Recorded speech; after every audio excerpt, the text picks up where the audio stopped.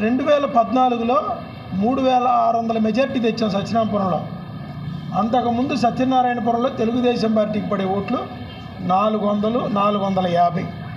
అలాంటిది 2009 నుంచి పూర్తి స్థాయిలో అక్కడ గ్రౌండ్లో పనిచేసి ప్రతి ఒక్క కుటుంబానికి అందుబాటులో ఉండి మా సొంత డబ్బులు ఖర్చు పెట్టుకొని మేము అక్కడ అభివృద్ధి చేస్తే మీరు మా పైన ఎక్కారు, బాగుంది. ఆ ఎక్కిన తర్వాత మళ్ళీ 2019లో ఇంత వేవ్లో కూడా మీకు అక్కడ కష్టపడి మేము 1850 మెజార్టీ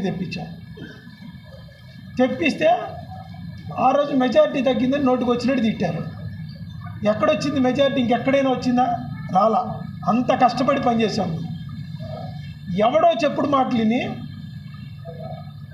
మీరు వైసీపీలోకి వెళ్ళిపోతే నేనేదో సెంట్రల్ నియోజకవర్గ ఇన్ఛార్జ్ అడుగుతానని ఇట్లాంటి అక్కర్లేని మాటలు మీరే డైరెక్ట్గా నాతో ప్రస్తావించారు.